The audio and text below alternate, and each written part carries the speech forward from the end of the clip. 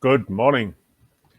It's that time of the year again where you have become tired and you think it's time to take your glasses and throw them away and take the papers on your desk and just end the year off. And with a year like 2020, I mean, it hasn't been the best of years for most of you.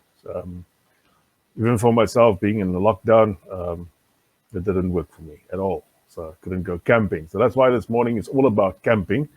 My name is Viljoen, and you with me on 30 Minutes with Jan. For the next 30 minutes, I'll tell you all about camping and where I have camped already in New Zealand. And probably tell you a bit more about where I want to camp in New Zealand. But if it's that time of the year, you just make sure you take off your glasses, take off your shirt. Say to the wife, husband, whatever, come on, pack up the caravan, let's go camping. You put on your favorite hat and you say, let it be. If this hat doesn't work for you, put on another one. Everybody needs a favorite hat. Let's say this is my favorite hat this morning and we are going camping. So first of all, I got to show you with where I started. A lot of you starts off with the old tent. This is where I started. That's my tent, or as they call it, a swag in Australia. It was made to go walking around with, and this is a bit more deluxe version, if you want to call it there. That's a double bed on the inside there. This is one of the pictures I took last year, a wish you were here photo. Last year, December, when we were down at the Shelley Beach in Coromandel. So most camping areas have got this type of setup where you can do a gas barbecue or something like that. So this is one of two at Shelley Beach. There are two of those. That is what the kitchens look like at Shelley Beach. I'm going to show you a few different camping places this morning as well, so you can have a good idea of what camping places look like in New Zealand. If you look at the back there, where the cursor is, that is a gas stove. Another gas stove, 2 microwaves, and 2 washing up basins. They also supply your plates, your knives, your forks, cups, everything else, or you can take your own if you are finicky like me. I don't like using the camping ground stuff. There's the gas hobs a bit nearer. And then you have this. This is the quite interesting thing. I hope I've loaded that photo. I didn't load that photo, sorry. On these doors, there's written, please mark your stuff. They've got a box somewhere lying around that it's got a pen in and it's got stickers. So if it's your stuff, you just write on the Jan Viljoen, put it in there. And that's a fridge or freezer where you can store your stuff for the period of time that you are staying there. And that keeps it cool. And once you are ready, take your stuff and you go. As easy as that. That is the hot water that you get at the camping grounds. Most of them has got these boilers, and that's piping hot. You can actually go and make, that's my flask there. I took water every day, hot water every day as I went along so that I can drink some coffee next to the road.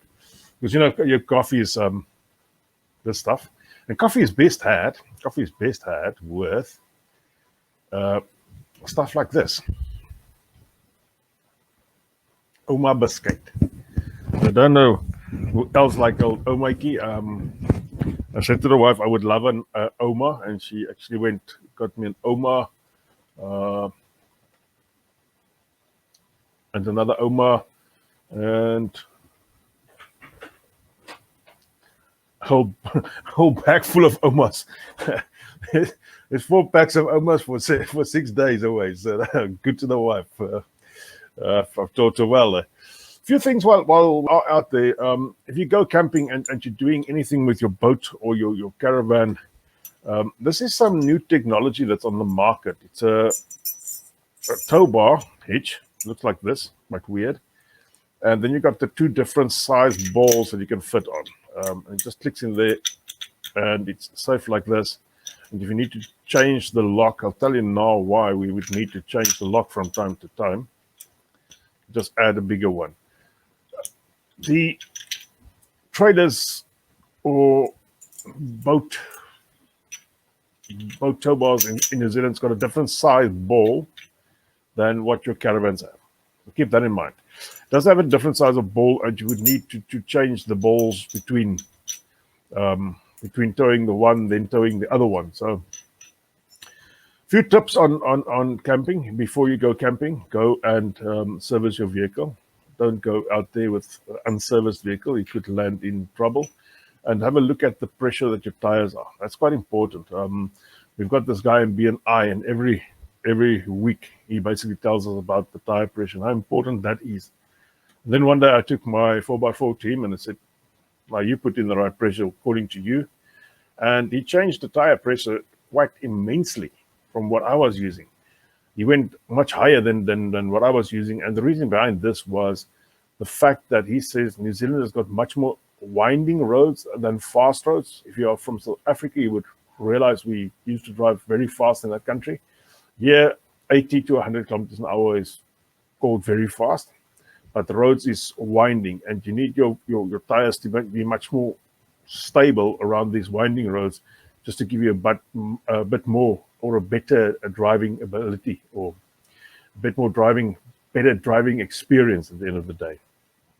So if you go out there, accept your favorite hat. I'll tell you a bit more about the hats in a while. Accept your favorite hat. Have a few things ready as well. Get some torch. It's always good to have a torch like this around the camp. I don't know if you can say, they've blinded you all. If you have a torch like this around the campsite, you will never have a problem.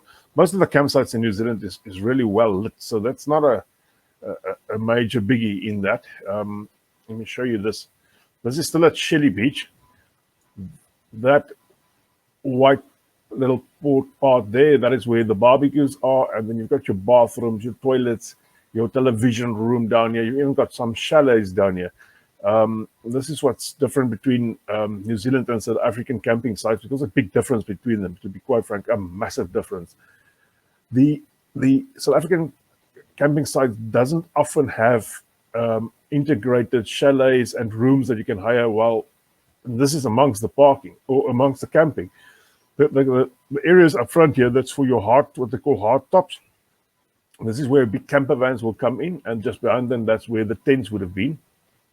So right next to them, there's the chalets as well. So all integrated in one campground. That is just to give an idea of the hard tops. There's the camper vans on the hard tops. That guy's parked on the grass, but mostly the camper vans and some of the caravans even park on the hard top. It's just easier for them to come and go. That's my rig, or my old rig. So subsequently sold that car, and the new car will be on its first experience from Monday onwards. So from Monday onwards, I'm taking the road a bit down to Coromandel with 3 friends. We're plucking the boat on the back, and we're going to do a bit of fishing. So we'll probably try and have a daily discussion on what is happening down there. And this is why we have this hats. This hats is all about our new Facebook page called It's Snapper Time. So it's snapper time out there. Fish is really up and biting now, and we are going to catch a few snapper and even try to run a bit more into areas where you catch some kingfish or some of the other species as well. We actually are going to try and target all the species in New Zealand, and we'll give daily feedback on that. The job will still go on as normal. Don't worry, guys and girls. We're not going to close our offices. I'll be always in contact because I'm taking the old laptop with me. So, question, have you come across long drops at campsites? Yep. In New Zealand, they've called what they call DOC campsites, Department of Conservation campsites. These are a bit more rugged campsites. They're really, really rugged. They're out there. It's open field. You camp wherever you want to. And it's about $4 or $5 cheaper than camping at the normal campsites. These type of campsites that we've shown you now, these type of campsites cost about $20 to $22 per person. or per campsite, all depending on how long you stay. Sometimes they give you a discount. If you use the top 10 card that I have, they give you a further 10% discount on your stay there. So that is the top 10, and the long drops you get at the Docksides. So it's quite an experience to go on one of those. I've been on a long drop many years ago in South Africa, and that was experienced that time as well. So these long drops at the Docksides always makes me think that if you sit there with your cell phone like you do it at your normal house, that thing drops in there. It's a lost cell phone. That's one of those things. So yeah. All right, let's go to the next picture. I'll show you. This was myself and Colin down set up at the Coromandel Town camping ground, smaller camping grounds. We just got this small area. We could fit in the swag, mine and Colin's tent. He said he's going to upgrade this year and give that tent to the kid. I think it's a good thing. Get you back to the ice chest, or the chili bins as we call them. I wouldn't call it the cool boxer. The chili bins here. What I've done with mine is every morning I would go out and buy myself a pack of salt ice, as they call it here. It's ice that's mixed with salt that just lasts much longer. I chuck that in about 2 or 3 days. So from Friday tomorrow, I'll start freezing my meat and everything that needs to be frozen on the road. I chuck all of that in there. The ice, the salt ice on top, and then early in the morning I would just put it on the back of the car, tip it, and open the little tap to let the water that has been there from melt that will run out. And during the day I'll buy a new pack of salt ice. They're $3 or $5. It's not very expensive. Chuck it in there, and my stuff stayed cold. I was actually contemplating if I should buy a fridge or not, and at the end of the day I decided against the fridge. I actually had myself on auction a trade meet on a fridge, and at the end of the day I decided against that. So the next photo is Colin in the Coromandel top 10 resort, making us some breakfast that early morning. Once again, as you can see, that boiler at the back. This is now a different one than the previous one I showed you.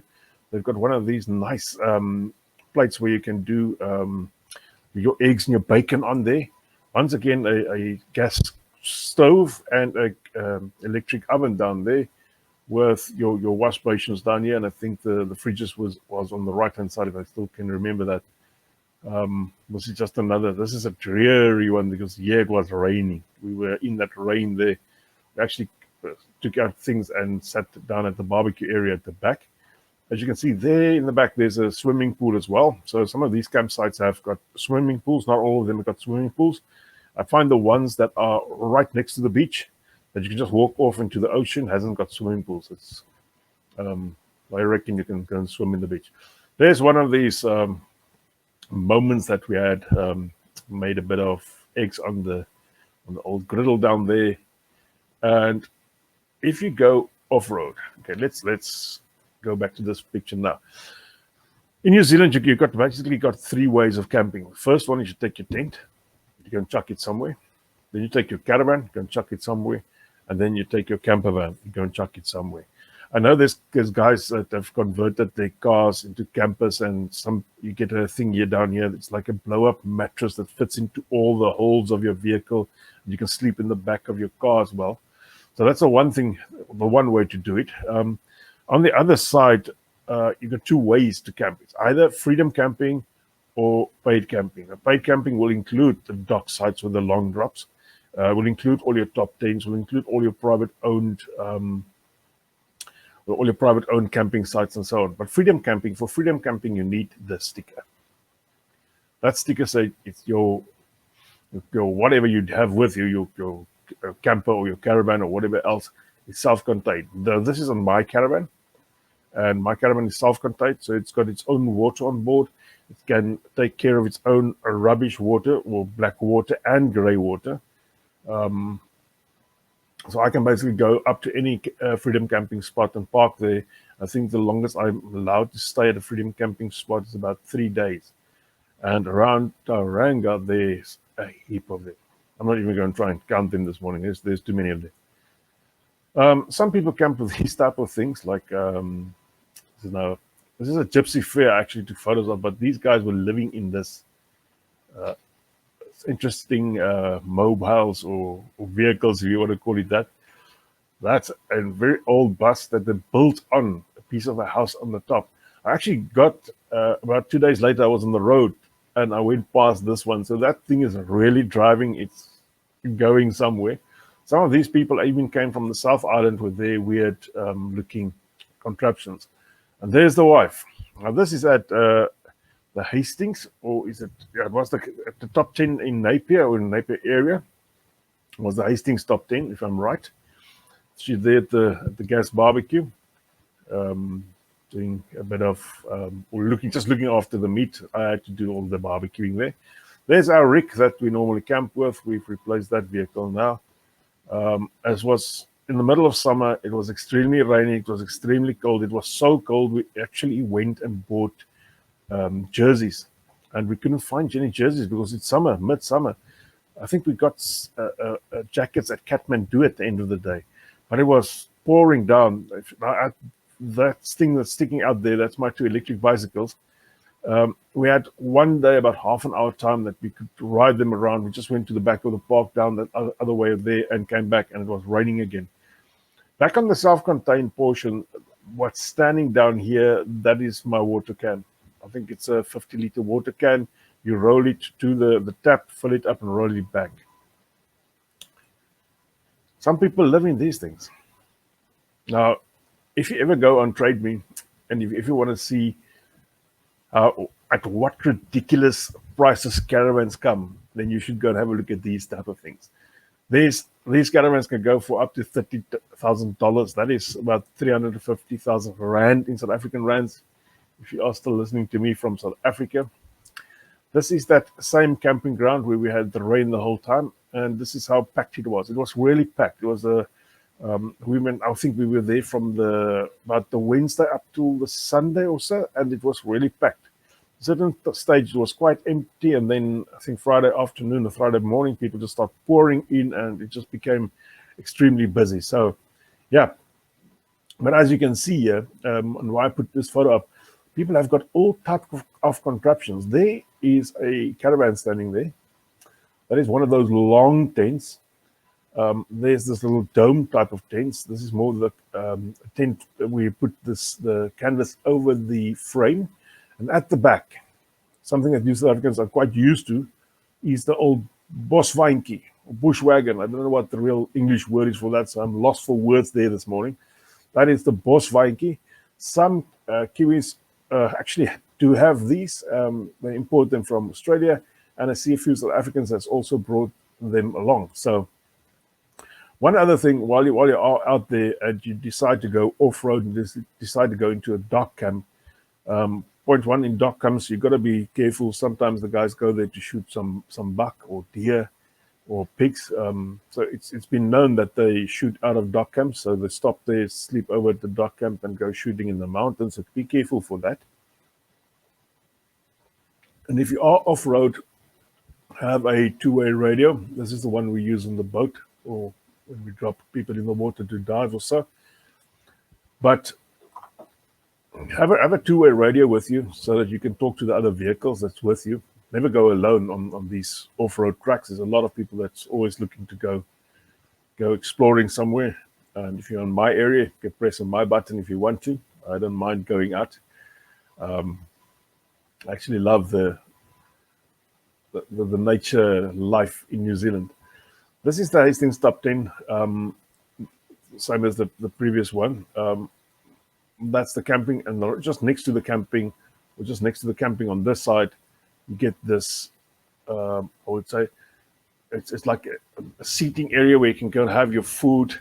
At the back, they've got that area there. At about 3 o'clock every afternoon, they light a massive fire in there, and the kids go and do the marshmallows over the fire there. And it's right next to the playground, so you can still have your meal here and your kids can play there. The swimming pool is just to the left of this picture, and there's a fence around that, so the kids just can't wander into that. Have you come across any campsites where they allow open fires, mess a proper fire when camping, and not a gas barbecue, which is usual communal? Now, the gas barbecues are usually communal, and you've got to take your chance. If you're first there, you first. And if you are number 5 in the queue, you wait until that's your turn.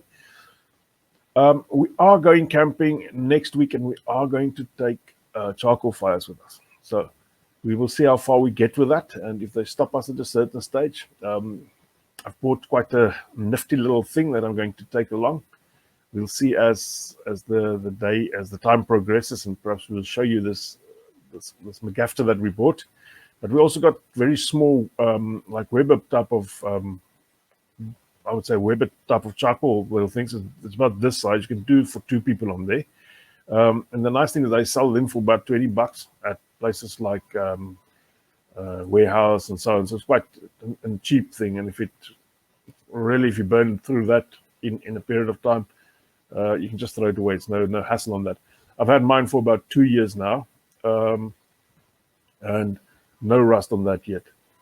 Yeah, this is the outside communal. This place had an inside communal kitchen as well, but they had this lovely outside communal kitchen that was just right next to this kitchen area here. It was that open fire that they had. There they've got the gas hob. They've got 2 gas hobs. Actually, sorry, I didn't see that one there. 2 gas hobs, and they got the wash basins. But more of the seating area. As you can see, that's my wife. She always takes a cloth to put over the table. This is the swimming pool area with a very good strong fence over that, and you've got to open it via that latch there. It's quite an interesting way to open it. And there's the old fire going crazy, and yep, kids are enjoying that. I gotta tell you this is something I haven't experienced in South Africa, but I've experienced this in New Zealand. They've got this cut off at 9 o'clock. 9 o'clock is time out. 9 o'clock, all the kids have to be quiet. So you have this camp. The camp is roaring. It's actually noisy, and it's lacquer, and the vibe is there. And 9 o'clock, dead quiet. Dead quiet. Sometimes you'll hear a kid giggling, and within a few seconds, you'll just hear the father saying something, and then from there onwards, it's dead quiet. This is what makes it quite nice. So everybody's having a good party throughout the day, and till 9 o'clock tonight, there's nobody that starts up his car at 10 or 11 or 12 and still plays loud music and annoys everybody else. So from 9 o'clock, you're on your own. It's quiet. You can sleep. Thanks, Opal. Hot Springs and Mata allowed us to take our Weber and our charcoal.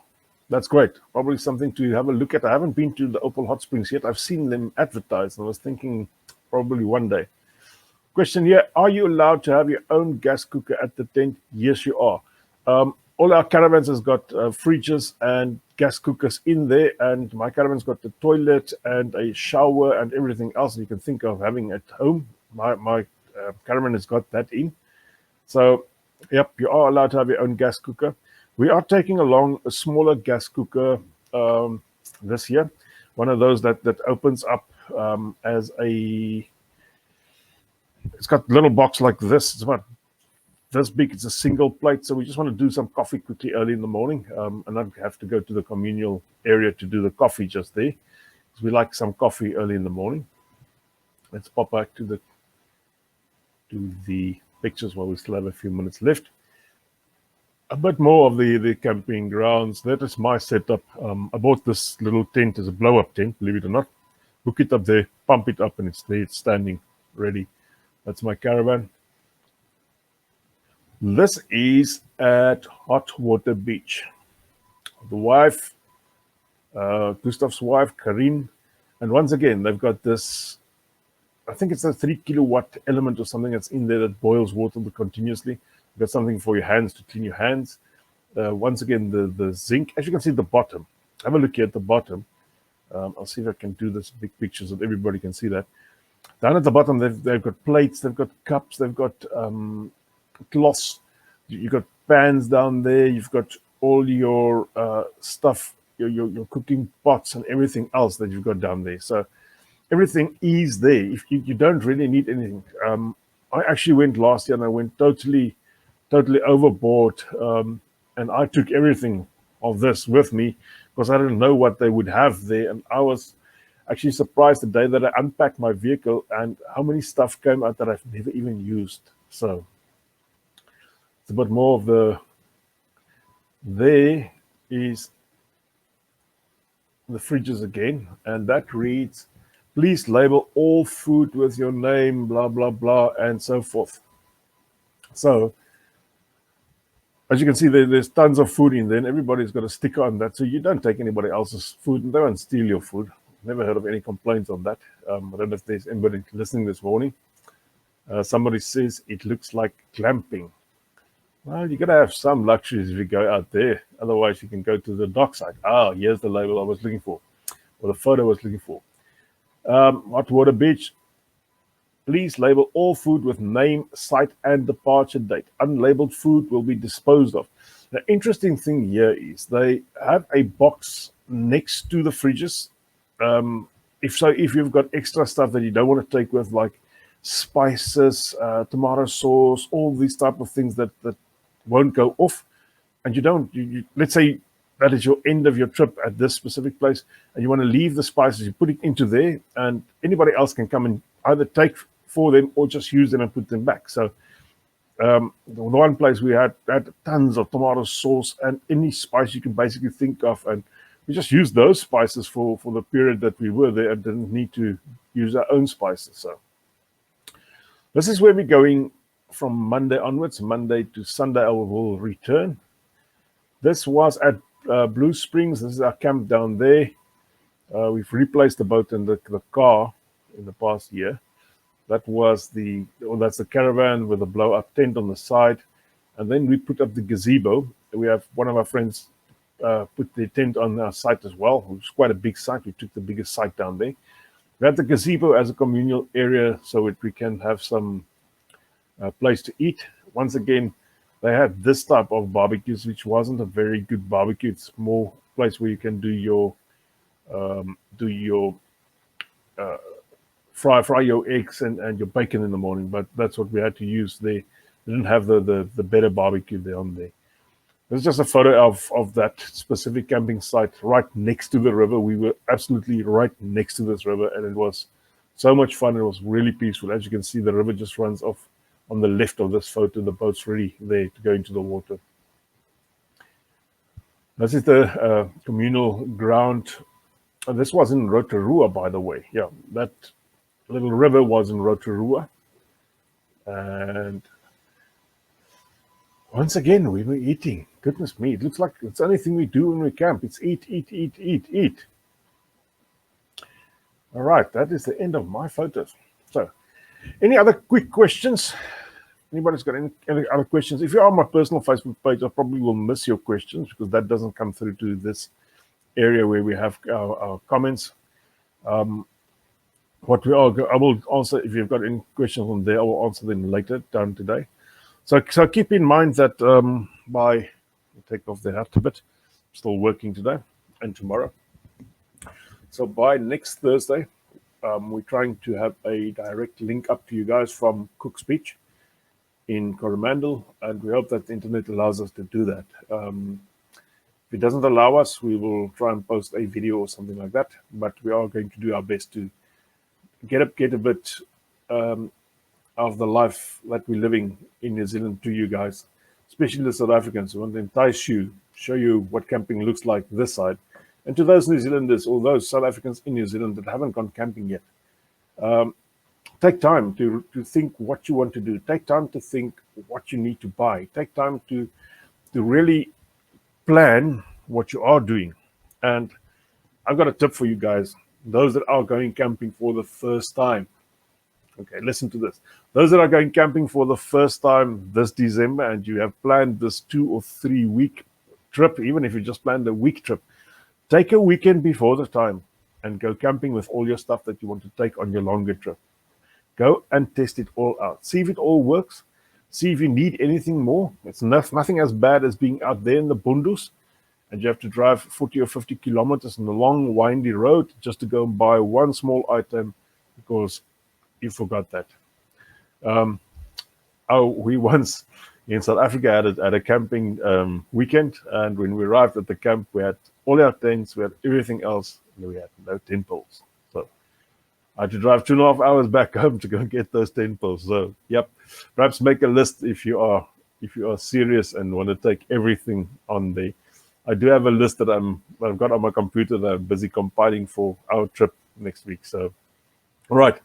Thanks for everybody who tuned in this morning, and thanks for everybody who listened. It was fun, and we'll see you next week. Same time, same place. Stay well.